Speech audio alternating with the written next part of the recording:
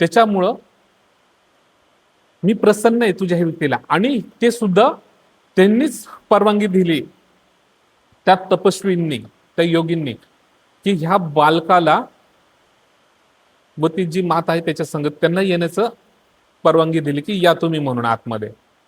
ठीक आहे. मग तिथंच आम्ही जसं शिवावरती गेलो तिथं मला आणि जी माझी अर्धांगिनी तिला दोघांना तिथं ऍक्टिव्हिटी झाली, सर्व काय गोष्टी व्हायला लागल्या. पण तिथं काय आमच्या काय अंगत बिंगत यायचं नाही, जिथं काय व्हायचं काय नाही भगवंतांनी सर्व गोष्टी घेतली. तिथं आज्ञा वगैरे घेतली, ज्या पद्धतीने आज्ञा घ्यायची त्या पद्धतीने आज्ञा घेतली. त्या शिवावरती तिथून आम्ही निघालो.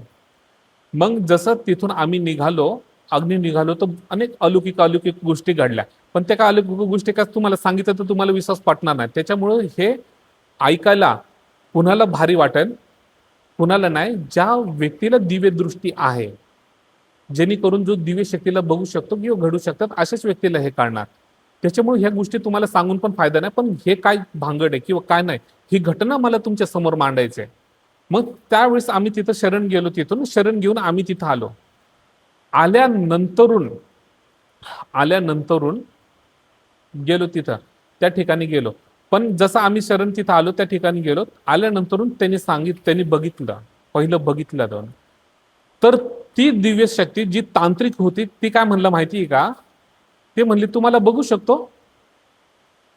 तर मी बोललो की हो गुरुजन, म्हणलं तुम्हाला मी बघू शकतो. आणि तुमच्या दोघांना मी दिसतो का म्हणले. तर मी म्हणलं हो दिसताय तुम्ही. तर तिथं आश्चर्यचकित झाले, ती स्वतः शक्ती आश्चर्यचकित झाले. आणि ते दिसलं आम्हाला, आम्ही ते दिसलो म्हणून आम्ही बोललो. आम्ही इथं कुठल्या प्रकारचं लढलो नाही किंवा आम्ही स्वतःला सामर्थ्यवान समजतच नाही. आम्ही दोघंही नवरा बायको तपस्वी, आम्ही काय समजतो माहिती आहे का, एक साधारण सेवक आम्ही समजतो. आणि ज्या भगवंतांनी जे दिलेलं आहे सत्यकर्म धर्म अनुसार चालण्यासाठी जे कार्य दिलेलं ते सत्यकर्म धर्म अनुसारचं कार्य राबवणार आहे आणि तेच कार्य राबवतं. म्हणून तिथं आलो.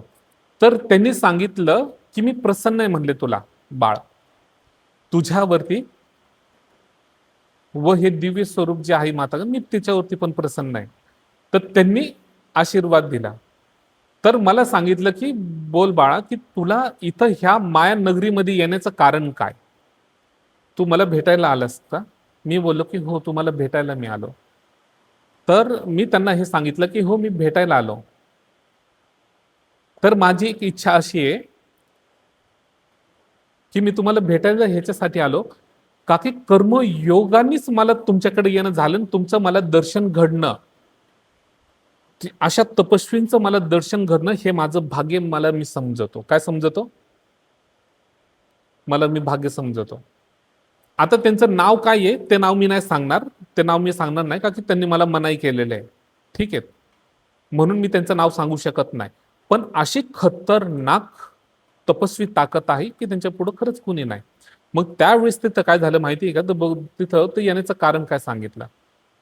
तर मी बोललो की तुम्ही तर सर्वत्र ज्ञानी, तुम्हाला तर त्रिकाल दृष्टी आहेत, तुम्ही सर्व ह्या गोष्टी बघत होतात बसूनच, इथून तुम्ही सर्व बघत होता, सर्व तुम्हाला दिसत होता. मग तरीही तुम्ही असं मला का विचारता. देवा बोललो त्यांना मी की तसं तुम्ही मला का विचारता. तर ते अजून बघून असे हसायला लागले. मला म्हणले की तू हुशार आहेस, हुशार पण आहेस आणि तुझी भक्ती छान आहे. ठीक आहे. तर मग मी त्यांनी मला विचारलं बोल तू कशासाठी आला. तर मी सांगितलं की मी अशा अशा वेळेस अशा अशा ठिकाणी मी तपस्या केली.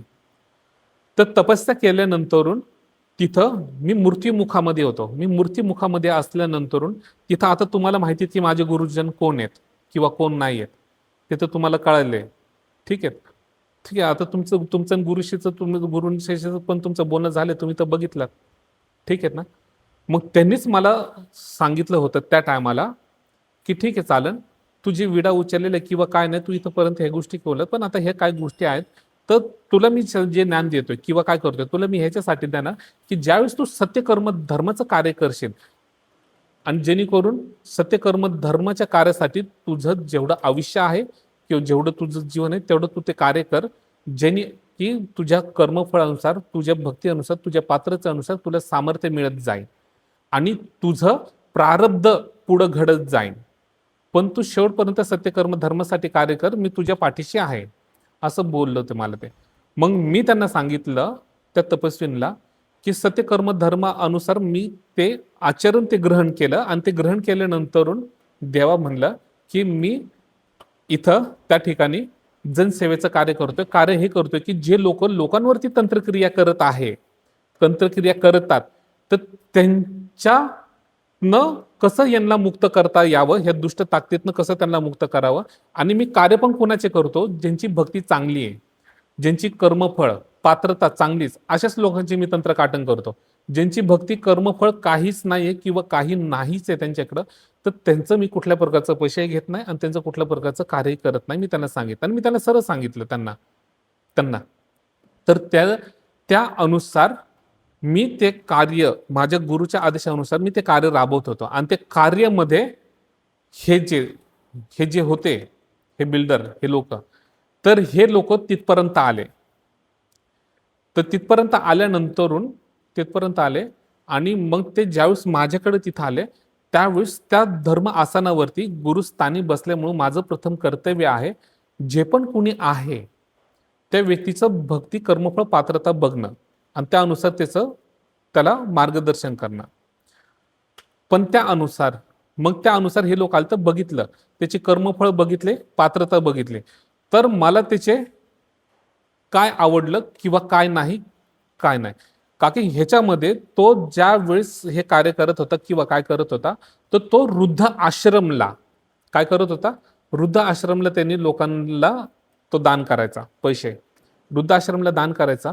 मग त्या वृद्ध आश्रम मध्ये अशी लोक होते की ज्या लोकांना त्याच्या घरच्यातल्या मुलांनी वगैरे सर्वांनी तिरस्कार केला आणि त्यांना ते जेवण देत होते.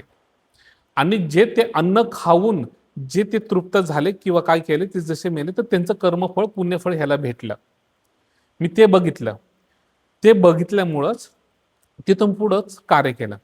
किंवा त्यांनी कुणासाठी कुठं काय केलं किंवा काय नाही, पण मला ते कार्य त्याचं फळ चांगलं वाटलं आणि मी स्वतः माझ्या गुरूंना सांगितलं की मी असं असं कार्य करणार आहेत, असं असं गोष्टी करणार आहेत, तर मी करू की नको करू. तर गुरुजींनी सांगितलं की जा कर, का की तुला आता दिव्य ज्ञान घेण्याचं तुझी पात्रता पण आता तेवढं झाली की तुला अजून अलौकिक काही गोष्टी मिळतील. मग अजून मला काही गोष्टी अलौकिक भेटतील किंवा काय भेटतील, म्हणून हे ना देवा, कर्मयोगाने माझं तुमच्याकडे गुरुच्या आशीर्वादाने येणं झालं. आणि गुरुच्या आशीर्वादाने कर्मयोगाने ज्यावेळेस माझं येणं झालं, तर तुमचं दर्शन झालं. आणि तुमचं दर्शन मला घडणं, तुमच्यासारख्या महातपस्वी तेजस्वी वान ऋषी मुनींचं दर्शन मला घडणं म्हणजे की हे माझं परमभाग्य मी समजतो. त्यांना बोललो परमभाग्य समजतो.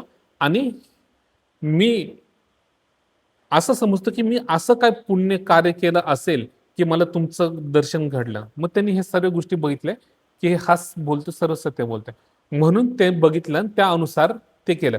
त्याच्यामध्ये त्याची जी मातृगण होते, म्हणजे त्याची जी अर्धांगिनी जी होते, तर तिचे कर्मफळ वगैरे चांगले होते, ठीक आहे. पण त्यांनी ज्या चुका केल्या, जे जमिनीत जे घेतल्या किंवा काय घेतलं, हे सर्व तुम्हाला पण माहिती आहेत, बरोबर. त्या सर्व गोष्टी त्यांनी केल्या. पण देवा, तुम्ही त्याला त्याच्या कर्मफळाची शिक्षा पण दिलेली आहे. तुम्ही त्याला त्याच्या कर्मफळाची शिक्षा पण दिलेली, सर्व गोष्टी केलेल्या आहेत. पण माझं म्हणणं असं आहे की मी जर भक्ती अंतकरणातनं, शुद्ध अंतकरणातनं भक्ती केली असन आणि सत्यकर्म धर्माच्या वाटेवरती मी खरंच चालत असन आणि सत्यकर्म धर्माचं कार्य करण्याचं जे सोपलेलं आहे मला, आणि त्या कार्यामध्ये मी खरं असन आणि माझी एक क्षणासाठी सुद्धा माझी भक्ती थोडी श्रेष्ठ असन, तर माझी हात जोडून तुम्हाला एक विनंती आहे की तुम्ही त्याला त्या त्रासातनं मुक्त करावं आणि तुमच्या गणाला, तुमच्या शक्तीला सांगावं परत माघारी घ्यावा. ठीक आहे. मग तिथं ठरलं. मग ज्यावेळेस तर त्यांना बोललो की देवा ठीक आहे, चालन, तुम्ही ते कार्य करून द्या. तर त्यांनी मला सांगितलं की ठीक आहे, तू असं बोलतो का, बर. मग मी त्यांना बोललो की देवा, तुम्ही त्याला त्याचा जो शिक्षा द्यायची त्याला तुम्ही दिलात, त्याला वेतन का असतं तुम्ही त्याला दाखवलात, गोरगरिबांना होणारा त्रास काय असतो हे तुम्ही व्यातना त्याला दाखवलात. त्याचा एकुलता एक मुलगा, तो पण गेला, मेला. तुम्ही त्याला हे पण दाखवलं की घरातले लोक मूर्ती पावणार आहेत. मग घरातले तू कमवत होता कुणासाठी? तू कुणासाठी कमवत होता? तू कमवत होता तुझ्या लेकासाठी, बरोबर. आता तुझ्या लेकच नाही राहिला, तुझा लेकच आता राहिला नाहीये. मग आता तू सांग मला, तुझं लेखच आता राहिलेलं नाहीयेत किंवा काय नाही, आता हे तर कमवतो कुणासाठी?